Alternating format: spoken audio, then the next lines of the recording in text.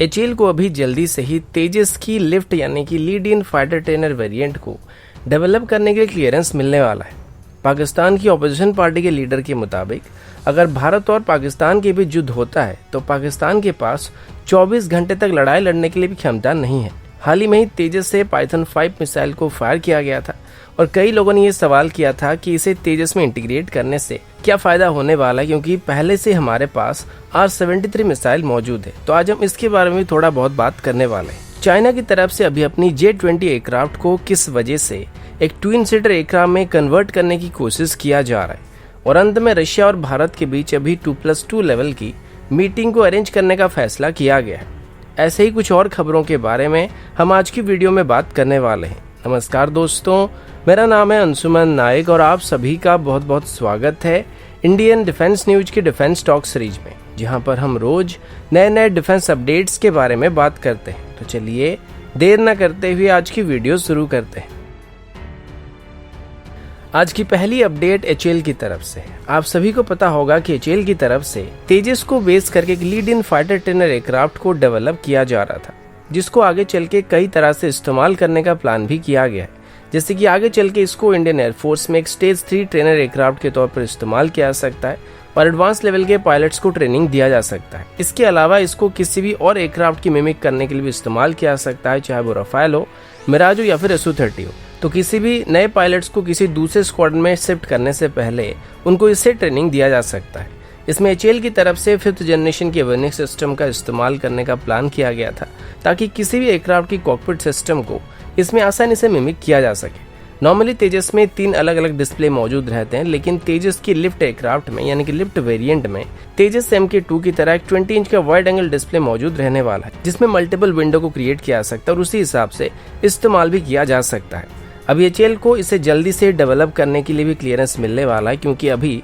HAL की तरफ से यूनाइटेड स्टेट नेवी की टेंडर में भी इसको ऑफर करने का प्लान किया जा रहा है। और अगर यूनाइटेड स्टेट नेवी की ट्रेनर एयरक्राफ्ट की टेंडर में इसे एचएएल ऑफर करता है तो जल्दी से इसको डेवलप करने के लिए क्लियरेंस दिया जाएगा और इसमें अभी कोई खास दिक्कत भी सामने नहीं आएगी, क्योंकि इसका जो ओवरऑल एयरफ्रेम या मिशन कंप्यूटर रहने वाला है वो पहले से हमारे पास मौजूद है। बाकी कुछ और सिस्टम है जो कि तेजस MK1 या फिर तेजस MK2 प्रोग्राम से डिराइव किया जाएगा, लेकिन वो सारे सब सिस्टम को भी पहले से डेवलप किया जा चुका है, जिस वजह से उम्मीद है कि इसको बनाने में ज़्यादा वक्त नहीं लगने वाला और 2023 तक इसको पूरी तरीके से तैयार करने का प्लान किया जा रहा है।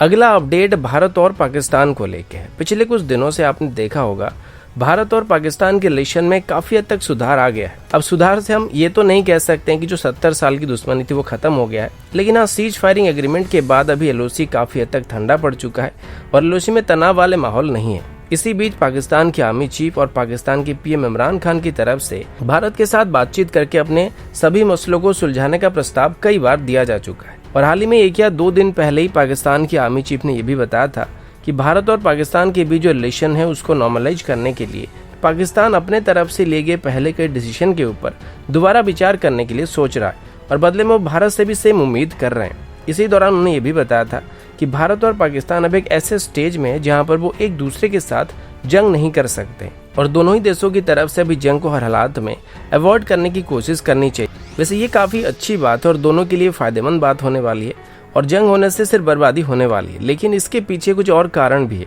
और वो पाकिस्तान की इकोनॉमिक कंडीशन से जुड़ा हुआ है। कुछ हफ्ते पहले एक रिपोर्ट सामने आया था जो कि पाकिस्तानी मीडिया की तरफ से पब्लिश किया गया था कि पाकिस्तान अभी LOC में फायरिंग किए जाने वाले एमुनिशन की पैसे को सेव करने के लिए भारत के साथ सीज फायरिंग एग्रीमेंट को साइन कर रहा है, यानी कि पाकिस्तान के पास अभी एमुनिशन के लिए भी पैसे नहीं बचे हैं। और आज पाकिस्तान के ऑपोजिशन पार्टी के लीडर की तरफ से ये भी बताया गया है पाकिस्तान की इंटरनल हालत अभी ऐसे स्टेज में आ चुका है कि वो 24 घंटे तक एक फुल स्केल की लड़ाई नहीं लड़ सकते, यानी कि 24 घंटे के लिए भी एक लार्ज स्केल की लड़ाई लड़ने के लिए पाकिस्तान के पास एमुनिशन की कमी है या फिर इकोनॉमिक कंडीशन मौजूद नहीं है, जिस वजह से वो अभी भारत के साथ अपने रिलेशन को नॉर्मलाइज करने की कोशिश कर रहे हैं ताकि डिफेंस स्पेंडिंग को थोड़ा रिड्यूस कर सके।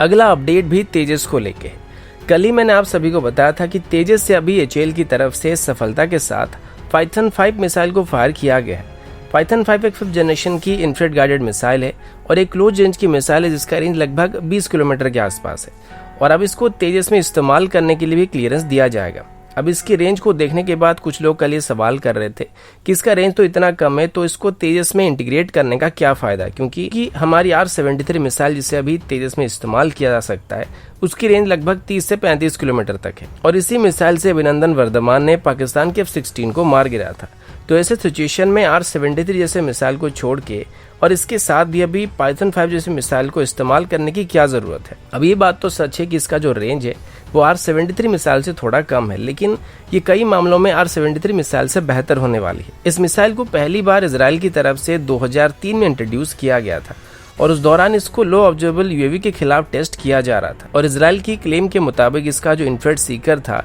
ये वर्तमान की किसी भी इन्फ्रारेड गाइडेड मिसाइल के मुकाबले काफी ज्यादा एडवांस था और ये लो ऑब्जर्वेबल एयरक्राफ्ट को यानी कि लो हीट सिग्नेचर को जनरेट करने वाले एयरक्राफ्ट को भी आसानी से ट्रैक कर सकता था। अब हीट सीकर मिसाइल वो मिसाइल होते हैं जो कि हीट सोर्स का पीछा करते हैं और इसमें जो सीकर मौजूद रहता है वो एयरक्राफ्ट की इंजन से निकलने वाले हीट सोर्स का पीछा करता है। लेकिन जब एयरक्राफ्ट की तरफ से काउंटर मेजर सिस्टम को लॉन्च किया जाता है या फिर फ्लेयर्स को ड्रॉप किया जाता है तो ये इंजन से निकलने वाली हीट सोर्स का पीछा छोड़ के फ्लेयर्स का पीछा करने लगते हैं और इसके बाद अपने ओरिजिनल टारगेट से भटक जाते हैं। लेकिन पाइथन 5 में एक बेहतर IR सीकर मौजूद है जो कि एयरक्राफ्ट की इंजन से निकलने वाली हीट और फ्लेयर से निकलने वाली हीट सिग्नेचर को डिस्टिंग्विश कर सकता है, जिस वजह से इसका काउंटर मेजर रेजिस्टेंस सिस्टम काफी बढ़िया है। इसी वजह से इसका जो हिट रेशियो होता है वो काफी अच्छा पाया गया है। इसके अलावा ये एक हाईली ऑफबोर साइड मिसाइल है, तो अगर इसको हेलमेट माउंटेड डिस्प्ले के साथ कंबाइन किया जाता है जो कि तेजस में मौजूद है तो ये क्लोज रेंज की डॉग फाइट के दौरान सीरियस एडवांटेज दिला सकता है और इसे नॉर्मली R-73 से बेहतर भी बताया जाता है, चाहे वो इसकी हाई ऑफबोर साइड स्पेसिफिकेशन के लिए हो या फिर काउंटर मेजर रेजिस्टेंस सिस्टम को लेके हो, दोनों के लिए बेहतर माना जाता है। अब हाई ऑफबोर साइड मिसाइल क्या होते हैं और ये किस तरीके से काम करते हैं इस पर हम कल डिटेल में बात करने वाले हैं। अगला अपडेट चाइना की तरफ से। आप सबको पता होगा कि चाइना के पास अभी अपनी खुद की 5th जनरेशन एयरक्राफ्ट मौजूद है जिसका नाम J-20 है। अब हालांकि इसको 5th जनरेशन एयरक्राफ्ट के तौर पर काफी वेस्टर्न एक्सपर्ट क्रिटिसाइज करते हैं, लेकिन पिछले एक महीने के अंदर J-20 में कुछ खास अपग्रेड होने की खबर सामने आ चुकी है। जैसे कि अब इस एयरक्राफ्ट में एक नया इंजन लगने वाला है जिसके बाद ये सुपर क्रूज कर सकता है। साथ ही इसमें चाइना की तरफ से अभी थ्रस्ट वेक्टरिंग सिस्टम को भी इस्तेमाल करने का फैसला किया गया, जिसके बाद इसकी मैन्युअलिटी काफी हद तक बेहतर होने की उम्मीद किया जा रहा है। अभी चाइना इसकी एक MK2 वेरिएंट को भी बना रही है जिसको चाइना की तरफ से J-20B कहा जा रहा है और ये J-20 का एक ट्विन सीटर वेरिएंट होने वाला है और पिछले कई दिनों से चाइनीज एक्सपर्ट्स की तरफ से इसको सिंगल सीटर बनाना या ट्विन सीटर एयरक्राफ्ट बनाने को लेके काफी डिबेट किया जा रहा था। तो फाइनली चाइना की तरफ से इसको अभी एक ट्विन सीटर एयरक्राफ्ट के तौर पर बनाने का प्लान किया जा रहा है। अब पहले बताए गए सभी स्पेसिफिकेशन के साथ साथ J-20B में अब चाइना की तरफ से एक पावरफुल इलेक्ट्रॉनिक वॉरफेयर सिस्टम को इंट्रोड्यूस किया जा रहा है जो कि J-20 की इनिशियल वेरिएंट के मुकाबले काफी एडवांस होने वाला है। साथ ही अभी J-20 को स्वार्म ड्रोन्स को ऑपरेट करने के लिए डिजाइन किया जा रहा है और आगे चल के J-20 से चाइना स्वार्म ड्रोन्स को ऑपरेट करने के बारे में सोच रहा है। जिस तरीके से भारत अभी अपनी फ्यूचर एयरक्राफ्ट में कॉम्बैट एयर टीमिंग सिस्टम को इंट्रोड्यूस करना चाहता है, ठीक वैसे ही चाइना की तरफ से अभी J-20 एयरक्राफ्ट में भी कुछ ऐसे ही सिस्टम को इंट्रोड्यूस करने का प्लान किया जा रहा है और इसे अभी एक ट्विन सीटर एयरक्राफ्ट के तौर पर बनाने के पीछे ये एक मेजर कारण है क्योंकि अकेले एक ही पायलट को ये सारा काम करने में काफी मुश्किल होने वाला था, जिस वजह से अब इसको ट्विन सीटर बनाने का फैसला किया गया ताकि एक पायलट हमेशा प्लेन को उड़ाने के ऊपर ध्यान देने वाला है, साथ ही दूसरा पायलट वेपन सिस्टम को ऑपरेट करने वाला है।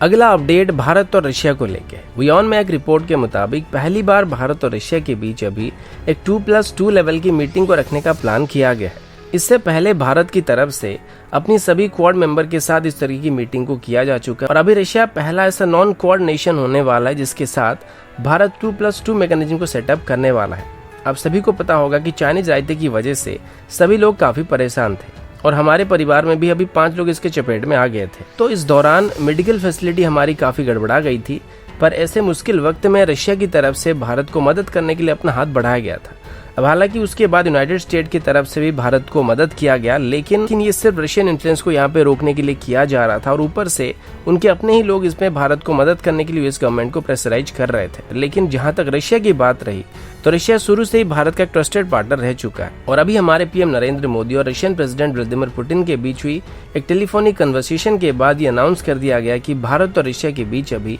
एक 2+2 लेवल की मीटिंग को अरेंज किया जाएगा और भारत और रशिया के बीच अभी फाइनली 2+2 लेवल की मैकेनिज्म को सेटअप कर दिया जाएगा, जिसमें हमारे और रशिया के फॉरेन मिनिस्टर और डिफेंस मिनिस्टर लेवल के ऑफिसर रहने वाले हैं। बाकी हमारे पीएम और रशियन प्रेसिडेंट के इस टेलीफोनिक कन्वर्सेशन के दौरान ज्यादातर पैंडेमिक के बारे में डिस्कशन किया गया था और रशिया की वैक्सीन को भी भारत में इस्तेमाल करने के अप्रूवल दिया गया था।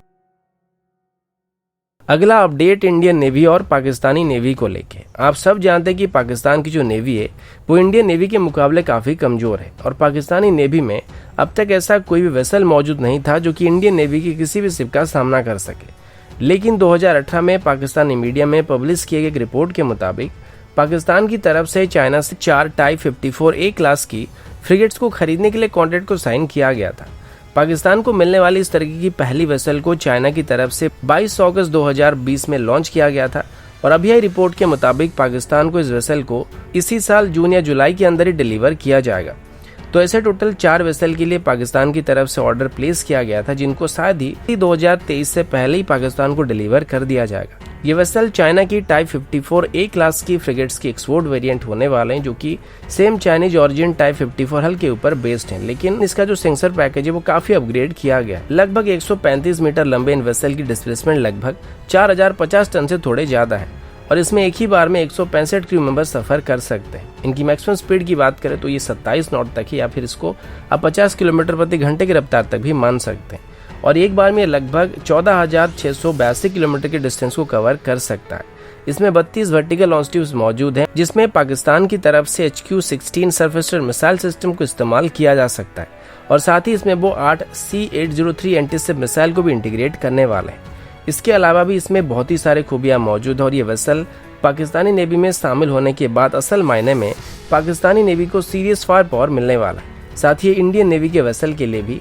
काफी खतरा बनने वाले हैं। तो दोस्तों अभी के लिए इतना ही, मिलता हूँ आपसे अगले वीडियो में, तब तक के लिए जय हिंद, वंदे मातरम।